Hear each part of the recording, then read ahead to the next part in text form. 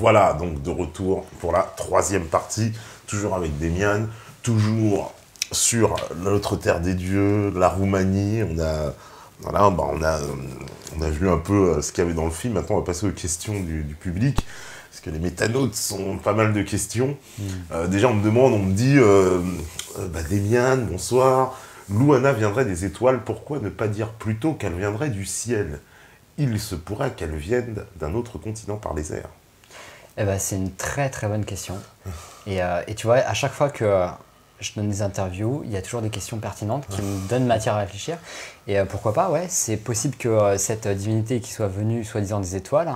Alors quand je dis qu'elle vient des étoiles, c'est la tradition orale locale qui dit qu'elle vient des étoiles. Hein. C'est encore une fois de plus, nous on ne dit rien, on n'affirme rien, on a simplement donné la parole au folklore roumain, à tous ces gens qui connaissent ces légendes.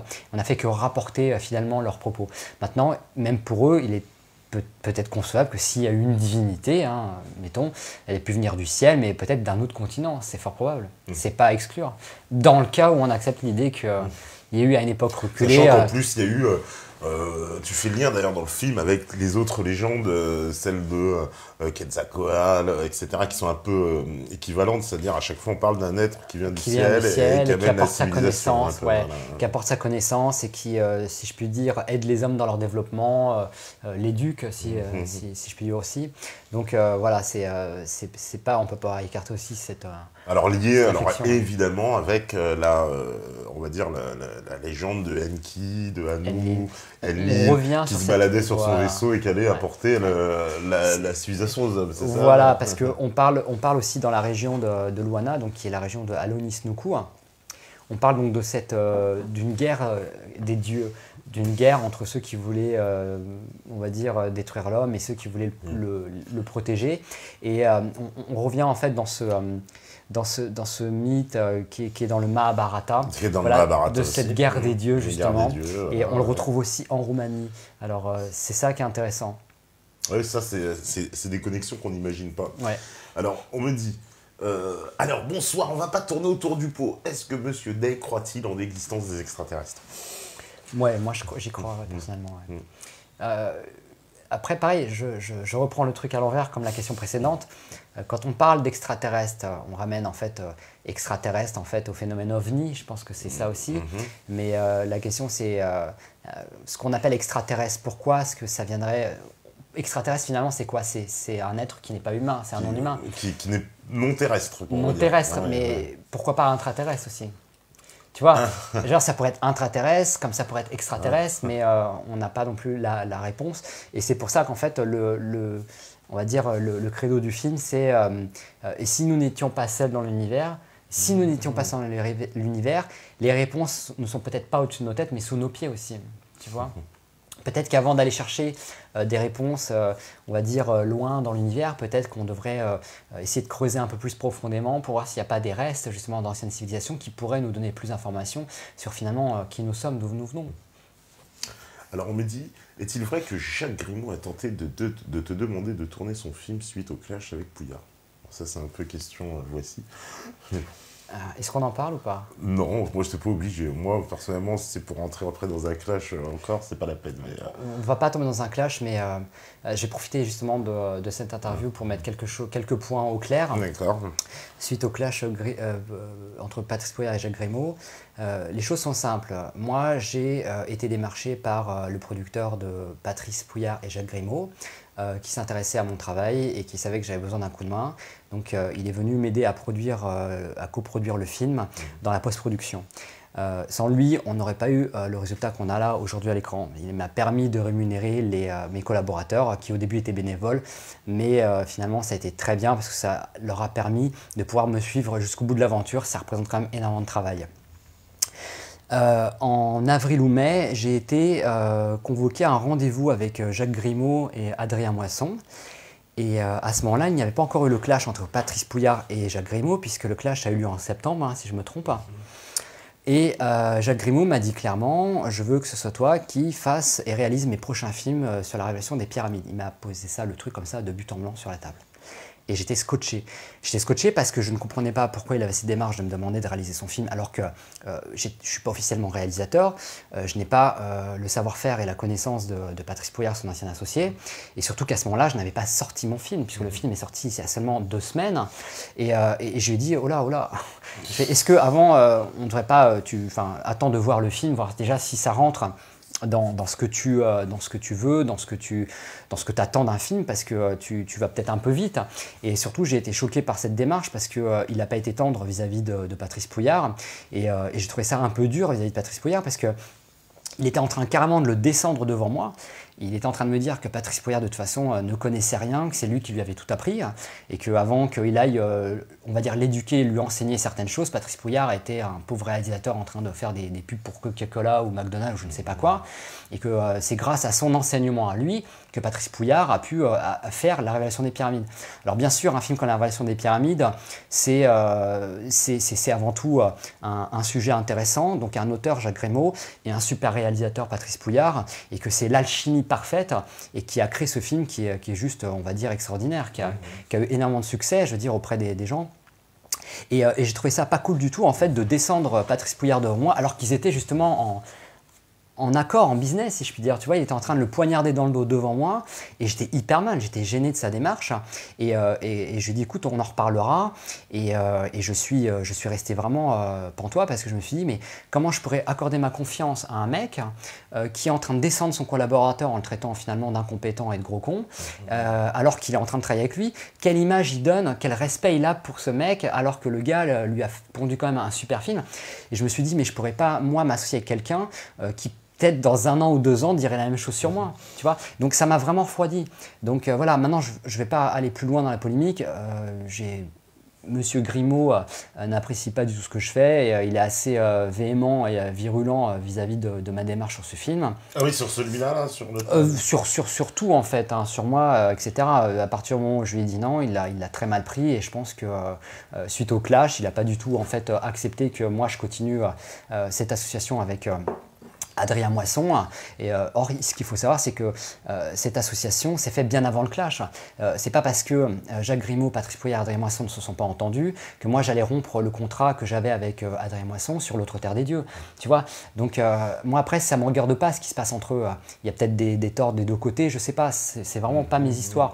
Mais par contre, moi, je ne suis pas dans ces histoires-là. Et encore une fois de plus, le film L'autre terre des dieux n'a pas été financé comme il le prétend, comme Jacques Grimaud le prétend, avec l'argent des ululeurs de Patrice Pouillard. Ce film a été produit par Adrien Moisson avec ses propres finances et il n'y a pas du tout d'interaction avec La Révélation des Pyramides 2, enfin l'Équateur penché. Ça n'a strictement rien à voir. Donc voilà. Donc le sujet est clos. Maintenant, j'ai dit ce que j'avais à dire à propos de Jacques Grimaud parce que je trouve qu'il va... Parce qu'il parle de toi et tout aussi, d'accord. Ça lui arrive de temps en temps, oui, et puis il parle bien, si tu veux. Le mec a été posté un truc en disant que j'avais hacké son ordinateur et que je lui avais volé les sujets de l'autre terre des dieux. Alors que les découvertes archéologiques que je mets en lumière, parce que je fais que mettre en lumière, l'histoire que je raconte, ce sont juste des sujets qui existent en Roumanie depuis... ça fait des années, ça fait 50 ans. Tu m'en avais parlé déjà quand tu étais venu. Voilà. Justement, tu parlais de ton projet, tu partais là-bas, de ce que tu avais découvert. On tombe dans un pathétique... Mais tu avais déjà hacké l'ordinateur. Ah oui, j'avais hacké l'ordinateur justement. Non mais, le truc... Non mais tu vois où on va, c'est-à-dire qu'on vole au ras des pâquerettes et c'est des coups bas, c'est complètement ridicule. Enfin voilà. Maintenant je respecte l'homme en lui-même parce que c'est un mec, Jacques Grimaud, c'est un mec avec une connaissance énorme. C'est un mec avec un cerveau immense, mais il n'en fait pas forcément une bonne utilisation. Maintenant, voilà, j'aurai jamais le niveau qu'il a et j'ai du respect pour lui n'importe comment. Mais c'est dommage qu'il en vienne à des coups bas comme ça ou des... voilà, c'est sans intérêt, quoi. Bah, d'ailleurs, on me dit, c'est vrai qu'il y a on pourrait faire une corrélation un peu entre ton film, La Révélation des Pyramides, il y a des points communs. C'est vrai qu'il y a l'utilisation d'une voix off féminine. On va dire qu'il y a un univers avec la musique, alors, aussi le truc des lieux, des effets spéciaux un peu... Alors, ce qu'il faut savoir, c'est que la voix off féminine, c'était un choix. Un documentaire, il se vend plus facilement. Si on l'a porté à un certain niveau. Voilà, est-ce qu'il a la légitimité d'être diffusé après sur des chaînes télé? C'est pas moi qui en décidera, ce seront les chaînes télé si ça les intéresse. En tout cas, pas. il a le format, il a le calibre. Hein, il a le format, voilà. Après, peut-être, bon, on nous reproche on me reproche, pardon, certaines maladresses au niveau de l'écriture ou de certains propos, la façon dont ils sont amenés ou tenus. Il est discutable, il est contestable, il n'y a pas de souci. La forme est correcte. Après, dans le fond, il y a peut-être des choses qui sont contestables. Voilà, c'est mon premier film, il faut savoir. Maintenant, une voix off féminine se vend mieux qu'une voix off masculine. C'est le format, si je puis dire, pour les vendre aux chaînes internationales. C'est plus facile et c'est mieux reçu d'avoir une voix off féminine. Donc ça, c'est la première chose.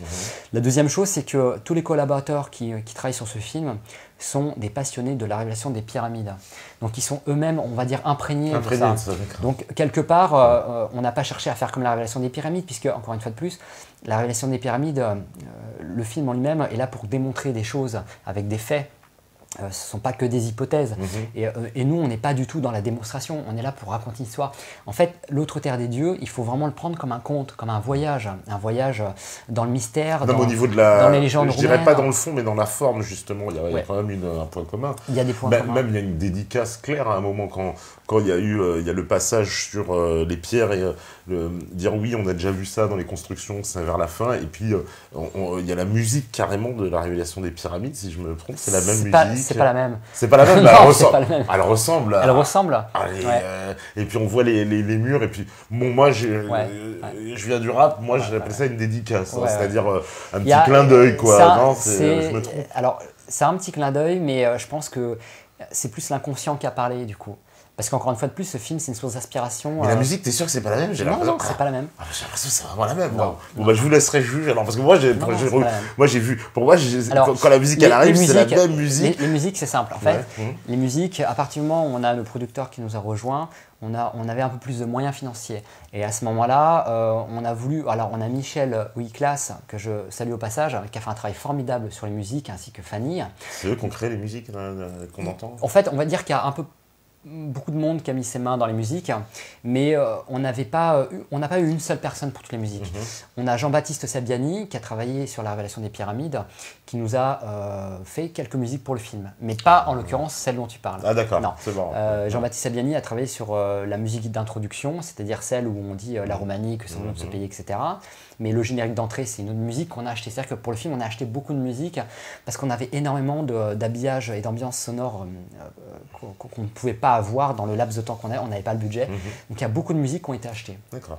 Et là, en l'occurrence, la musique dont tu parles, c'est une musique que nous avons achetée. D'accord. Elle ressemble alors. En tout cas, celui qui a fait la musique a fait un... Mais c'est des anglo-saxons en plus, tu vois. Voilà. Mais on est très content du résultat et voilà, c'est un film qui est riche en termes de contenu, en termes d'image, aussi en termes de musique. Voilà, on est content du résultat. Maintenant, bon, il y aura toujours des gens qui ont des choses à en dire, et puis c'est normal, c'est partie du jeu. Alors, on me dit salut, monsieur Demian. Monsieur Demian a-t-il eu connaissance des récentes découvertes au Pérou relatées par Thierry Jamin? Si oui, qu'en pense-t-il? Simple canular ou réelle possibilité? Alors, j'ai eu connaissance des découvertes au Pérou. Alors, Thierry Jamin, on en parle tout le temps en ce moment. J'ai parlé avec Thierry Jamin aussi un petit peu. Alors, on n'est pas rentré dans le fond du débat, mais de ce que j'ai pu voir, alors, ce sont toujours des photos. C'est pas de ce que j'ai pu voir en fait, c'est la démarche de Thierry Jamin. Thierry Jamin, c'est un archéologue. Donc c'est un mec, il n'a pas non plus envie de se tirer une balle dans le pied et de ruiner sa carrière et de prendre des risques. Le truc, c'est que là, la découverte est assez importante pour qu'il prenne des risques. C'est ça en fait qu'il faut voir. Alors qu'est-ce qu'il a découvert, Thierry Jamin, exactement? Thierry Jamin, en fait, c'est pas lui qui l'a découvert, ce sont des wakiros, donc des pierres de tombe, qui lui ont amené ces corps en fait non humains de cette taille-là, qui sont très aliénisés dans leur forme. Ils lui ont amené aussi une main momifiée, complètement desséchée, avec des doigts à 3 doigts, je crois, mais bon, normalement il y en avait 4, mais si j'ai bien compris, il y a un doigt qui manque. Ils ont fait une radiographie de la main, tu as les os à l'intérieur. Tu as les ongles, tu as des implants en titane aussi dans la main. Et ils n'ont pas trouvé que ça. Ils ont trouvé en fait énormément de corps, des organes parfaitement conservés dans des sarcophages. Alors lui en a vu en photo, mais il n'est pas allé pas encore sur les lieux de ce site, puisque c'est un lieu qui est gardé par les wakiros. Encore une fois de plus, c'est pas vraiment à moi de parler de cette découverte, puisque c'est la découverte de Thierry Jamin. Il y a énormément d'interviews qu'il a données à ce sujet. Je ne fais que relater ce que moi-même j'ai vu, entendu. Mais voilà, moi, ma conviction, c'est que c'est un mec qui est vraiment génial. Il m'a l'air vraiment sincère et c'est pas lui qui en vient à la conclusion que cette découverte est authentique. C'est le fait que ce matériel archéologique soit passé entre les mains d'anatomistes, je crois, de généticiens, de médecins, de chirurgiens, enfin que des gens en fait spécialisés dans, on va dire, l'anatomie, le corps humain. Et, donc voilà, donc lui, il leur a présenté le truc. Il n'a pas, je veux dire, les compétences pour dire c'est vrai ou pas. Il a voulu avoir un son de cloche de la part de spécialistes, vraiment. Et ces spécialistes ont été tous unanimes, d'après lui. Et je crois en sa sincérité. Les spécialistes ont été unanimes. Pour eux, il s'agit effectivement bien d'être, on va dire, morts, momifiés. Et ils ont fait des prélèvements au niveau de la peau, des organes, etc. Et on a vraiment pour moi, et d'après lui aussi, on est confronté réellement à une découverte incroyable. Et selon moi, ces découvertes sont parfaitement authentiques. Maintenant, c'est mon point de vue, mais j'ai confiance au travail de Thierry Jamin et de son point de vue. Alors après, est-ce qu'il a été flouté par les Waqueros? Est-ce que c'est pas les Waqueros qui ont fabriqué un faux truc pour lui apporter? Pourquoi pas, mettons, mais bon, encore une fois de plus, c'est passé entre les mains de plein de généticiens, de plein de chercheurs, pardon. Ils sont tous unanimes sur la véracité de cette découverte. Maintenant, quel intérêt auraient ces Waqueros à fabriquer du faux matériel archéologique, le transmettre à Thierry Jamin? Ça serait quoi l'intérêt? C'est ça qu'il faut se poser la question. Est-ce que ça serait pour que d'un coup il perde toute sa crédibilité et que du coup il soit radié de son statut d'archéologue et qu'il ne puisse pas continuer ses recherches sur la fameuse cité de Paititi? Est-ce que c'est un truc genre un peu conspirationniste? Parce que là, si on rentre clairement dans une fraude, c'est que derrière il y a une volonté de l'empêcher d'arriver à son but en le décrédibilisant, tu vois, en discréditant ses travaux. Ça serait ça la seule explication. Mais encore une fois de plus, selon moi, de ce que j'ai vu, de ce que Thierry Jamin m'a dit, et de ce qu'il dit aussi dans ses interviews, c'est quand même une découverte qui est pas négligeable. Et je doute que des Waqueros, moi je suis allé au Pérou plusieurs fois, les Waqueros c'est des mecs qui vivent dans des villages, dans des cases, vraiment perdus dans les campagnes péruviennes, dans la Pampa. Ces mecs-là, ils n'ont pas les moyens de fabriquer des preuves aussi élaborées, pas seulement dans la forme, mais à l'intérieur, tu vois, parce qu'il y a une vraie structure osseuse dans cette main, dans cette grande main, il y a une structure osseuse, les os sont broyés. Alors, tu as des gens qui disent, ouais, mais regarde les os, ils sont pas comme des os normaux, tu vois bien que c'est assez bidon, ça fait des sortes de tubes et tout. Mais attendez, les mecs, on n'a pas affaire à une main humaine. Il faut remettre le tout dans le contexte. Si cette main-là est authentique et que les os sont différents, il faut prendre le fait que cette créature à qui a appartenu la main était probablement différente de nous, avec une morphologie différente, une taille différente, une constitution différente. Donc il faut prendre ça aussi en compte. C'est pour ça que je pense qu'il faut laisser la porte ouverte et pas la fermer et attendre simplement les résultats. Donc Thierry Jamin va lancer une opération de crowdfunding, donc de plateforme participative pour pouvoir financer les analyses, comme il le dit, hein. Encore une fois de plus, je fais que relater, ça coûte très cher. Donc ce jour-là, il faudra que tous les gens qui sont en train de dire c'est vrai ou c'est pas vrai, et que des deux côtés, on mette tous 10-20 euros et qu'on finance les analyses de ces objets archéologiques, de ce matériel. Et on aura le fin mot de l'histoire. D'accord. Alors, on me dit... Damian Dardanos est le nom d'une des tribus thraces des Balkans. Et Dardanos, qui est le fondateur de la lignée des rois troyens, était apparemment thrace. Et ce qui est intéressant, c'est que Anne Lombard-Jourdan, dans son livre Fleurs de lys et Oriflamme, nous indique que les Mérovingiens se revendiquaient comme les descendants du roi Priam de Troie. Avez-vous abordé ce lien dans votre film? Et non, je n'ai pas abordé ce lien dans le film. Et c'est un lien super intéressant. Encore une fois de plus, le sujet du film, c'est les mystères de la Roumanie en règle générale. On survole, et je dis bien on survole à peu près une dizaine de sujets. On nous reproche de ne pas descendre assez en profondeur dans les sujets. Et je peux comprendre la frustration des internautes. Et le problème, c'est qu'en 1h40, dans un format 2x52 minutes, on ne pouvait pas rentrer non plus trop dans les détails. Il a fallu qu'on trouve les sujets qui me semblaient moi les plus pertinents et intéressants, qui méritaient justement d'être explorés. Et à partir de là, on est resté très en surface. Maintenant, il est important que ce film, encore une fois de plus, soit une base de départ, de réflexion, qui vont pousser des métanautes, des internautes à effectuer des recherches et de se dire ah ben oui effectivement les mérovingiens etc. Et effectivement il y a aussi cette histoire de sang bleu qui revient dans le film, oui, le sang bleu, le sang royal. Bleu, voilà, avec voilà. Et effectivement c'était justement une particularité des rois de se dire qu'ils avaient le sang bleu. Les mérovingiens étaient réputés pour avoir le sang bleu, alors au sens littéraire si je puis dire, hein. Ouais. Mais il y a un symbolisme dans ce sang bleu. Et les mérovingiens sont liés justement à ce symbolisme du sang bleu. Donc c'est intéressant de creuser, et encore une fois de plus, ce film doit être une base de réflexion pour essayer de trouver d'autres indices. Comme je le dis toujours, c'est une pièce du puzzle en fait. C'est une pièce du puzzle qui fait partie d'un ensemble d'autres pièces, et moi je viens juste apporter une pièce de ce puzzle. Maintenant, chacun est libre de venir l'enrichir et d'effectuer des recherches justement. Et je suis très ouvert et très curieux des recherches des internautes et des métanautes, vraiment je suis ouvert. Alors, on te demande si tu te souviens du dessin animé Les Mondes Engloutis. Ouais. Ouais. J'aimais beaucoup Les Mondes Engloutis, mais en fait, il avait un côté un peu... J'en parlais hier. C'est un peu terre creuse quand même quand on y pense. Oui, c'est ça en fait. C'est des dessins animés qui sont un peu initiatiques, si je puis dire, tu vois. Mais moi, ce qui m'a... Les Mondes Engloutis, j'avais du mal à le regarder ce dessin animé parce qu'il y avait un truc qui était sombre dedans, un truc un peu glauque, tu vois. Et moi j'étais plus Cité d'Or, tu vois, si je puis dire. Ouais, comme Thierry Jamin d'ailleurs, hein, il était à fond sur Cité d'Or. Ouais. On a à peu près le même âge. Mais les Mondes Engloutis, c'est quoi en fait, aujourd'hui je pense que j'aurais vraiment envie de le revoir ce dessin animé parce que je pense qu'il y avait plein de petites choses dans ce dessin animé qui étaient finalement tirées de légendes ou d'autres histoires, et je pense qu'il y a pas mal d'éléments intéressants. Ça mériterait de le voir avec des yeux d'adulte parce qu'on aura un niveau de lecture qui serait différent. Ouais. La symbolique... La BO est excellente, les Mondes Engloutis, je l'ai dit pour la régie, la BO des Mondes Engloutis. Non mais c'est vrai, il y a une chanson très très conspi, je trouve, quand on la réécoute aujourd'hui. Les Mini-Stars c'est les Mini-Stars qui chantent, les Mini-Stars, ouais. C'est les Mini-Stars, voilà. Ouais, moi j'étais fan des Mini-Stars, enfin, d'une personne en particulier. D'accord.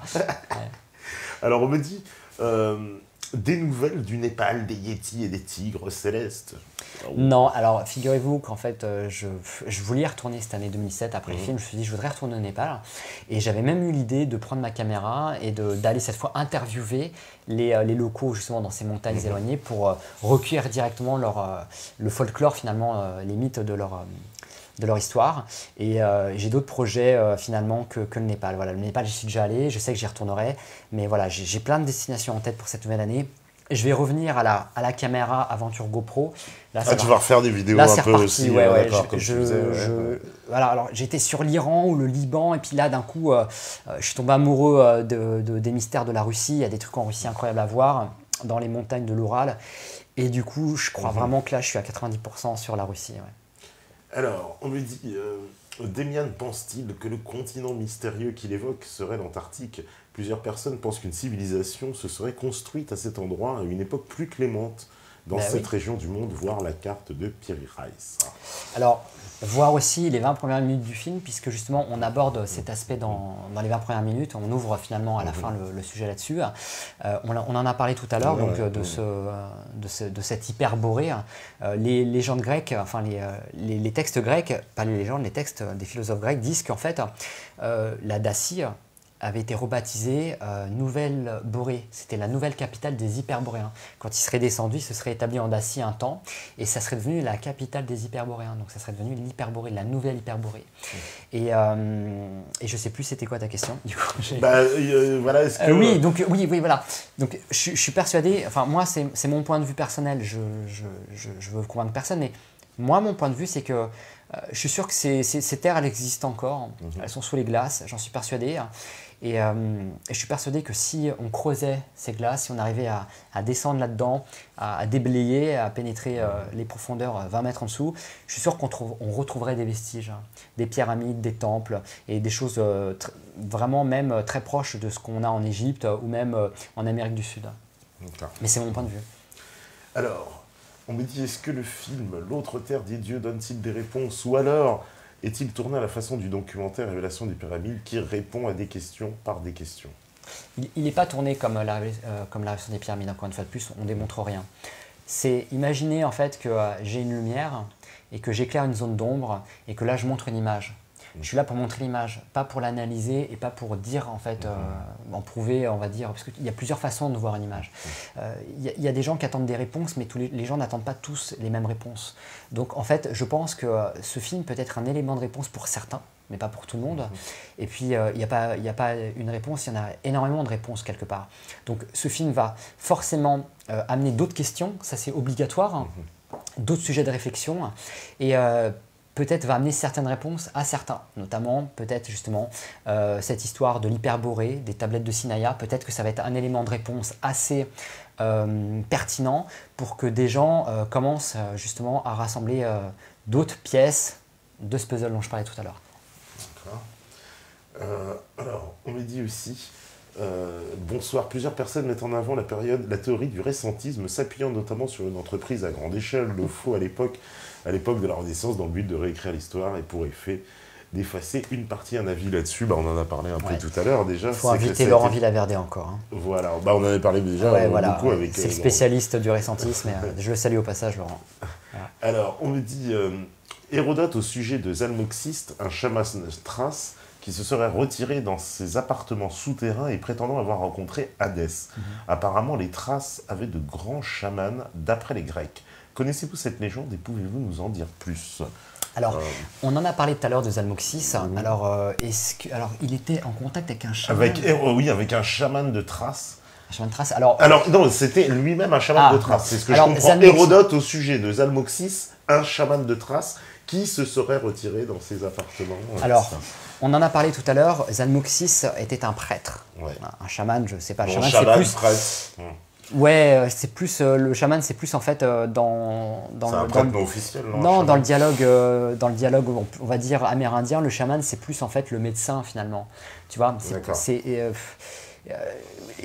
le chaman, c'est aussi on va dire, c'est un genre de médecin. C'est l'être. Un médecin de l'âme, non? C'est plus, en fait, le chaman, c'est plus l'être qui est en contact avec la terre, finalement, avec le monde, l'autre monde et les autres mondes. Zalmoxis, quelque part, il peut être perçu comme un chaman, mais c'était un prêtre officiellement, qui a été mis sur un piédestal. Je veux dire, on en a fait un dieu, c'est-à-dire que c'était un homme, un humain, un mortel, et c'est devenu un dieu. C'est comme si demain, tu avais le Christ devant toi, tu dis c'est Dieu, quoi. Et donc c'était un dieu, et du coup, de par cette qualification et de son rôle à jouer, il vivait en ermite, dans une grotte sur le mont Omu, donc encore une fois plus comme je dis, dans le fameux mont Omu, avec la sphinx, dont le sphinx regarde dans la direction du mont Omu, dans une grotte, et apparemment il était en contact avec le roi du monde. Voilà. Alors quand on parle du roi du monde, on parle justement d'un empereur, d'un roi souterrain. C'est pour ça qu'il parle de Hadès, donc le fameux roi des mondes des enfers. Effectivement, ça se recoupe. D'accord. Voilà. Et j'en parle encore dans le livre. Ce roi du monde est très présent dans la culture d'As. Voilà. On parle d'un roi du monde souterrain. Alors, voilà. La porte est ouverte. La porte est ouverte, la porte des enfers. Alors, que penses-tu du site de Yonaguni? N'est-ce pas la preuve physique d'une civilisation très ancienne? Yonaguni, tu en avais parlé un petit peu, oui, c'est au Japon. C'est au Japon, c'est ça. Ben ouais, clairement, ouais. Enfin, moi, je suis pas allé. Alors, il faudra regarder le prochain film, L'Équateur penché, le plus. Ils vont en parler dedans, ouais. Ils vont en parler, je pense, puisqu'ils avaient mis des photos apparemment. Et puis, ils avaient fait une interview où ils avaient un plongeur qui est allé faire des prises de vue sous l'eau. Excellent. Et moi, les photos que j'ai vues de Yonaguni, alors pas les leurs, mais les photos qui circulent sur le net, évoquent clairement, on va dire, un style un peu maya, quoi. Tu vois, c'est l'impression que j'en ai. Maintenant, j'aimerais bien avoir une vision très globale de Yonaguni, tu vois, ça serait intéressant. Bon, ça, on attendra le prochain film. Alors, on me dit, pourquoi toutes les preuves des choses extraordinaires disparaissent-elles à chaque fois comme par hasard? Ou alors c'est très flou et très vague, alors que pour la science normale, tout est compilé, répertorié, clair, sans problème. Il faut voir le film L'autre terre des dieux. La réponse est à la fin. Alors, on me dit aussi, la légende de la chaussée des géants en Irlande ne serait pas aussi issue des descendants de ces tribus? Alors, je n'ai pas entendu parler de cette légende de la chaussée en Irlande. Ouais, c'est un endroit en Irlande, effectivement, on appelle ça la chaussée des géants, et c'est les pierres qui forment un truc assez bizarre, effectivement. Alors, c'est pas trop phénomène naturel, construction. On rapporte encore toujours il y a toujours un rapport avec les géants, de toute façon, partout, dans toutes les cultures. Alors, il y a encore, oui, effectivement, toujours cet aspect. Il faut se poser la question, voilà, pourquoi le mythe du géant est aussi présent partout dans le monde, dans toutes les cultures. Tu vois, c'est qu'il y a quelque part, il y a eu des géants. Il y a probablement des géants. Enfin, encore une fois de plus, c'est mon point de vue, mais c'est pas possible autrement. Alors, on me dit aussi, est-ce que notre invité a entendu parler des tablettes de Tartaria au centre de la Roumanie, de la culture Vinca? Vinca. Vinca. Turdas Vinca. D'accord, daté de moins de 7300 avant Jésus-Christ. Il faut voir l'autre terre des dieux. Oui, on aborde en fait les tablettes de Tartaria dans le film. Là, tu peux les voir, c'est ça les fameuses tablettes de Tartaria. D'accord. Donc les tablettes de Tartaria, on va les montrer. Voilà, on va les montrer. On va les montrer. Voilà. Donc elles rappellent beaucoup les tablettes de Glosel. Hein. On en avait parlé Glosel quand j'étais venu la dernière fois. Les tablettes de Tartaria, on ne les a pas datées officiellement parce que tout simplement, il y a eu, alors j'en parle dans le film, il y a eu en fait un accident, c'est-à-dire qu'on les a mis on les a passés on les a passés dans un four. Voilà, on les a passés dans un four et du coup on ne pouvait plus dater les éléments organiques qui pouvaient être présents dans les céramiques grâce au carbone 14. Alors ce qui s'est passé, c'est que l'histoire a été classée. Les archéologues après ont dit finalement les écritures, les symboles qui apparaissent dessus ne sont pas des écritures, ce sont juste des éléments de décoration. Et le truc c'est que tu as deux chercheurs, Marco Merlini et Harald Harman. Voilà, ouais. Alors les mecs c'est des têtes. Hein. Harald Harman, je crois qu'il parle une douzaine de langues. Je sais pas si t'imagines. Une douzaine de langues. Le mec, il lit et il parle. Enfin, je sais pas s'il parle les 12 langues, mais il les lit et les comprend, ces douzaines de langues. Le mec, il a étudié les hiéroglyphes, il a étudié l'écriture sumérienne, le chinois, toutes les langues que tu peux pas imaginer. Et le mec, en fait, il a trouvé une corrélation entre les tablettes de Tartaria, les signes qui apparaissent dessus, et d'autres écritures dans le monde. Et lui, il est formel. Pour lui, il s'agit d'une écriture. Donc, ce qui s'est passé, c'est que lui, Marco Merlini, il est allé demander l'autorisation d'analyser les os d'un corps qu'on avait retrouvé avec les tablettes de Tartaria. Parce qu'en fait, les tablettes ont été retrouvées avec le corps dans le tombeau. Hein. Donc finalement, en analysant les os de ce corps qu'on a retrouvé, on pouvait déterminer, on pouvait donner une estimation de l'âge des tablettes. Et le corps a été, les os ont été datés à plus de 7000 ans. Et du coup, on revient bien longtemps avant Sumer, qui est l'apparition officielle de l'écriture dans le monde. Et là, ça pose problème parce que du coup, Sumer, c'est pas la civilisation originelle qui a apporté l'écriture, etc. Donc, ça fait partie des sujets comme Glosel, comme les tablettes de Glosel, qu'on va mettre de côté, qu'on va dire allez hop, on n'en veut pas, c'est de la connerie, c'est du fake. Parce que tout simplement, ça veut dire que les historiens, l'histoire a posé de façon son point de vue là-dessus et elle ne veut pas en démentir et ne reviendra pas sur la datation, les datations officielles concernant la chronologie, telle qu'on l'a. Alors, on me dit, qu'est-ce que pense Damien du travail de Anton Parks? Je n'ai pas lu en fait les romans d'Anton Parks. Je crois que j'en ai lu un seul dans ma vie, ça remonte à très longtemps. Et j'en pense rien parce qu'en fait, j'ai pas lu du tout. Mais beaucoup de gens m'en parlent lors de conférences ou d'interviews. Et je crois que justement, il soulève pas mal de sujets, de ce que j'ai compris, qui rejoignent assez fortement, on va dire, les idées qui sont développées dans le film ou les théories, Alors, on me dit, est-ce qu'en Roumanie aussi, il y a des messas, genre Devil's Tower, que l'on retrouve un peu partout, comme en Espagne, en Afrique, en Inde, en Arabie, en Australie, aux États-Unis. Des quoi, pardon, j'ai pas entendu. Des messas. Alors, en fait, ce sont des espèces de montagnes plates, avec un plateau au-dessus, et qui pourraient être, selon certaines légendes, des souches d'arbres géantes fossilisées. Ah, ouais, j'ai vu. Alors ça, j'en ai... Non, on n'en a pas en Roumanie. On trouve beaucoup de tumulus, mais pas ces fameux messas. Et je trouve ça hyper intéressant, et en même temps très poétique, cette théorie d'arbres géants, D'arbres géants. Ouais. Oui, j'en ai entendu parler, moi aussi. C'est très troublant, mais bon, encore une fois de plus, les géologues ont une interprétation sur ces montagnes en disant que c'est une formation naturelle, etc.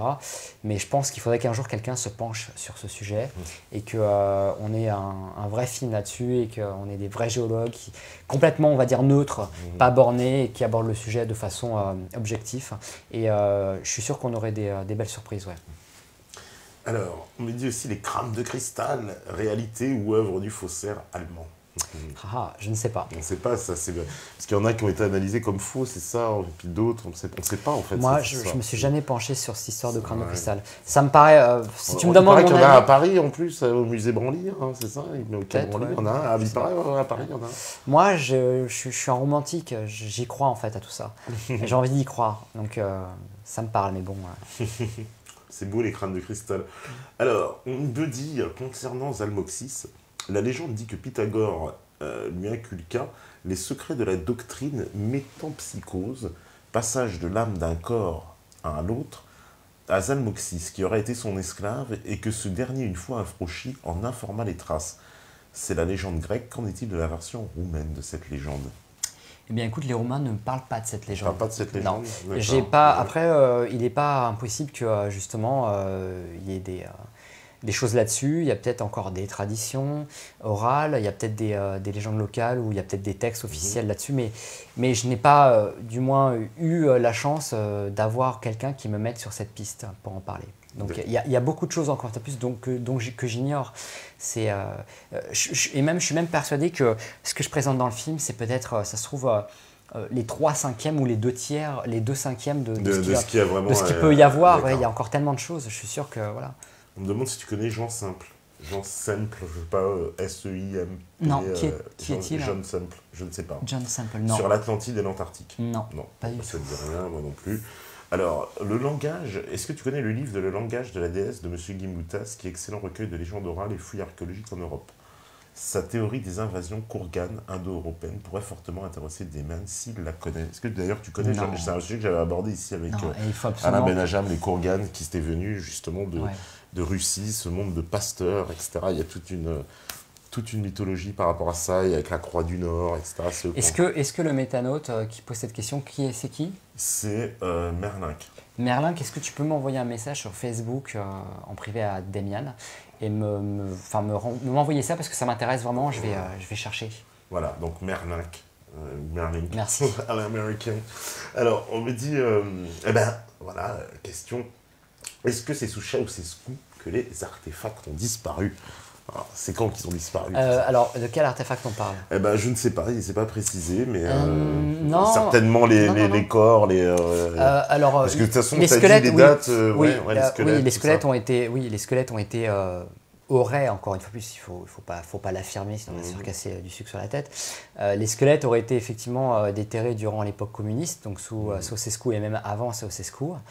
Et concernant les tablettes de Sinaïa, bien qu'elles aient été déterrées, trouvées bien avant l'époque communiste, aujourd'hui elles ont disparu. On parle de disparition récente. Là, on parle d'il y a quelques années, 1-2 années, quoi. D'accord.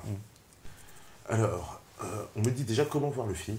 Oui, ça c'est une question simple. Alors le film, il est disponible en vidéo à la demande sur Vimeo. Donc, sur Vimeo, vous tapez L'autre terre des dieux en français et vous trouverez en fait le film en entier. Sinon, il est en VOD, vous pouvez l'acheter sur le portail .savoirdesanciens. Le portail .savoirdesanciens.fr. Alors on va mettre les liens sous la vidéo, après je les enverrai à Stéphane. Et là vous aurez un accès à la VOD et ça sera beaucoup moins cher que Vimeo. C'est-à-dire que nous, en passant sur notre plateforme, on s'évite les taxes de Vimeo. Voilà, et sinon le film est disponible en DVD, pareil, sur internet, sur le portail .savoirdesanciens.fr. Ou alors vous allez sur le site de deimian.com, DEIMIAN.com, et là vous avez les liens pour voir le film en VOD ou le livre ou le DVD. Voilà. D'accord. Alors on me dit aussi, est-ce qu'il y a un rapport avec des dimensions parallèles? Alors, là je vais te montrer un truc, c'est génial. Alors ça, j'en parle pas dans le film, pourquoi? Parce que on n'a pas le temps. On n'a pas le temps dans le film d'en parler. Déjà, tu abordes beaucoup de sujets dans le film. On aborde beaucoup de sujets, et surtout que j'ai pas réussi à trouver la corrélation dans le scénario entre ça et les sujets que tu vois. Dans le film, on a plein d'endroits en Roumanie où il y a des disparitions, des vortex d'énergie, des apparitions, des trucs assez bizarres. Et il y a un sujet que je développe pas dans le film, c'est la forêt d'Oiabașu. Et la forêt d'Oiabașu, j'y consacre à peu près une dizaine de pages dans le livre. Voilà, c'est une forêt où il y a des choses qui se passent, des choses qui disparaissent, il y a des ovnis qui apparaissent. Et on a un intervenant qui s'appelle Adrian Paltrout. Alors on peut le montrer, vite fait. Donc Adrian Paltrout, c'est un chercheur en physique moléculaire qui intervient dans le film à la fin sur l'artefact d'Ayoub. D'accord, voilà. ouais. Et lui, en fait, il a passé 40 ans de sa vie à étudier cette forêt. C'est le spécialiste, le dernier spécialiste encore en vie à avoir passé autant de temps et avoir étudié la forêt. Tous les autres sont morts aujourd'hui. Et il m'a remis un rapport complet sur la forêt avec des photos authentiques qui ont été prises par lui et par son ancien collaborateur, Alexandru Sift, qui était justement le découvreur des phénomènes paranormaux qu'il y a dans cette forêt. Et donc, comme tu peux le constater, on a beaucoup d'apparitions d'ovnis, mais aussi des apparitions ectoplasmiques. Tu vois, cette photo, c'est une photo authentique qu'il m'a remis, qui a été prise dans les années 70 ou 60-70. Et voilà. Donc là, les mecs marchaient, ils ont une tête qui est apparue devant eux. Et ils l'ont pris en photo. Donc alors ils disaient que c'était un truc ectoplasmique. Donc ça a fini après par s'estomper. Mais on voit clairement en fait une tête. Enfin, je sais pas si on peut le montrer, mais c'est voilà. Et alors ce qui est intéressant dans cette forêt, c'est que il n'y a pas que des apparitions, des disparitions. Il y a aussi des phénomènes de trous temporels. C'est-à-dire que il me racontait qu'il y avait une étudiante qui était venue avec eux un jour. Donc ils étaient tout un groupe à venir dans la forêt. Et cette étudiante s'était assoupie donc en lisière de forêt. Et elle est rentrée dans un état de transe. Et ils l'ont vue comme ça et ils n'ont pas voulu la réveiller. Et après, quand elle est revenue tranquillement, elle leur a dit j'ai fait un drôle de rêve, j'ai vu la ville de Cluj au loin, qui était encore en construction, j'ai vu des routes pavées, j'ai vu des champs, enfin... elle leur a décrit la ville telle qu'elle était il y a, je crois, il y a 1 siècle ou 2 siècles, tu vois. Et il trouvait ça assez étonnant, ça, cette remarque, alors qu'elle n'avait pas forcément vu de photos avant et tout. Et bien, figure-toi que quand la fille est allée quand ils sont tous retournés en fait, au niveau de l'arrêt de bus, qui est à 2-3 km en bas, elle a voulu sortir de l'argent de sa poche pour payer son ticket de bus. Et en plus, l'arrêt dont elle parle, l'arrêt de bus, il m'en a parlé, je vois très bien où c'est, puisque moi, je suis allé dans la forêt la première fois en prenant cette ligne de bus. La fille a sorti des pièces de monnaie qui dataient en fait d'il y a 300 ans. Elle a sorti des pièces de monnaie de sa poche. Des vieilles pièces de monnaie. Et ils ont cru au début qu'elle leur faisait une blague, qu'elle se foutait de leur gueule. Mais la fille était tellement choquée qu'en fait, à la suite de ça, elle a eu des crises d'épilepsie. C'est pas qu'elle a pété les plombs, mais elle a eu tellement peur de ce qui s'était passé qu'elle a refusé en fait de toute interview. Il y a des chaînes télé qui ont essayé de l'interviewer sur cet événement, quoi. Et elle s'est complètement fermée au sujet. Ça, c'est une anecdote, mais parmi tant d'autres. T'en as une autre en fait où Adrienne Paltrout se baladait encore avec un autre groupe de personnes. Et là, on se balade dans la forêt, il tombe sur un manoir complètement détruit, quoi. Comme genre la vieille maison complètement déglinguée, avec des poutres qui tombent, le toit déglingué. Il ne l'avait jamais vu, alors que pourtant, le mec, il venait dans cette forêt depuis déjà plusieurs années. Il connaît tous les recoins de cette forêt. Étonné, il prend des photos. Ils reviennent quelques jours plus tard ou la semaine d'après. Ils repassent par le chemin qu'ils avaient pris et là, aucun manoir, rien du tout. Et alors là, grosse interrogation. Donc ils vont voir un garde forestier et ils leur disent, excusez, ils leur montrent les photos. Le pire, c'est qu'ils leur montrent les photos, ils leur disent, excusez-moi, est-ce que vous savez qu'on peut trouver ce manoir? Parce qu'on l'a vu la semaine dernière, on a pris des photos et on n'arrive pas à trouver l'endroit. Le mec prend la photo, regarde, il fait mais moi j'ai jamais vu ce manoir, personne n'a jamais vu. Donc en fait, si tu veux, cette forêt, elle est située à un pôle, un endroit spécial où, pour des raisons inconnues, il y a des sortes de trous temporels, tu vois, des passages en fait dimensionnels, puisqu'on parle de passage dimensionnel, et on ne sait pas pourquoi. Mais on a des preuves pour ça. Et là, en fait, là, dans le livre, tu vois, on a pas mal de photos qui le montrent. Et c'est très intéressant. Très intéressant. Encore un endroit à aller visiter, c'est ça? Alors, on me dit aussi, en partant de l'hypothèse que les jours aient existé, est-ce que cela pourrait éventuellement réfuter la théorie de l'évolution? Forcément, si on part du principe que des gens ont vraiment existé, ça foutra à l'eau toute la théorie de l'évolution, toute la théorie de Darwin, etc. Et je pense qu'en ça serait un gros problème pour les institutions en place. Ouais. Je pense que c'est une des raisons pour lesquelles, justement, on veut nous les cacher, ouais. Évidemment. D'accord. Qu'est-ce qu'on me dit? Est-ce que oui, la physique quantique joue un rôle? C'est un peu compliqué peut-être comme question. Ouais. La physique quantique, bon, c'est pas trop ton domaine. C'est pas trop ton domaine. Malheureusement. Voilà. Bon, il y en a qui posent des questions, sur l'argent de Ulule. Non mais. À voir avec les concernés. À voir avec les concernés. Hein, il y a des coups de fouet qui se perdent, franchement, des grands coups de fouet même. Ce que je sais, c'est que l'argent Ulule de l'Équateur penché a été intelligemment utilisé pour le tournage et que ça l'est toujours et que le film qui est en préparation mérite vraiment, va vraiment être très bien de ce que j'en sais. Ouais, bah voilà. T'inquiète, je le connais, lui, il mérite des coups de fouet. Des grands coups de fouet. Donc, oui. En tout cas, ça tombe bien, on arrive en plus à la fin, tu vois. C'est vers la fin, il commence à poser des questions, il dérape. C'est toujours comme ça. Ouais. En tout cas, merci beaucoup. Attends, on va rappeler que, déjà, voilà, tu as expliqué comment voir le film. Il y aura un voyage en Roumanie aussi pour ceux qui... Très important. On fait un parcours L'autre terre des dieux en Roumanie du 31 juillet au 14 août. On va emmener les gens en voyage avec nous sur tous les lieux en fait, du tournage et sur tous les lieux qui sont abordés dans le film pour faire en fait une visite complète de tous ces endroits mystiques, de là où on a excavé les squelettes de géants, là où il y a ce fameux sphinx, on va aller sur le mont Omu, on va pénétrer certaines grottes. Il y a pas mal de sujets dont on n'a pas parlé, comme un monastère où il y aurait une entrée justement qui mènerait au Oui, centre on de le la voit Terre. dans le film Voilà. aussi. Donc on va emmener les gens dans ce monastère et j'aurais peut-être même l'opportunité, alors c'est en discussion, d'avoir un accès à cette grotte. Peut-être en dehors des heures, on va dire, de visite, parce qu'il y a plusieurs accès, voilà, j'attends, et j'espère que ça va pouvoir se faire. Je ne promets rien, mais voilà. Avec le bakchich en Roumanie, ça marche pas, non? Non. Donc, pour nos amis roumains, non, mais franchement... Donc les personnes qui sont intéressées pour venir en Roumanie, vous êtes les bienvenus, 31 juillet 14 août, sur le site de demian.com. Il y a toutes les informations. Voilà, on organise ça en Roumanie en août et juillet-août.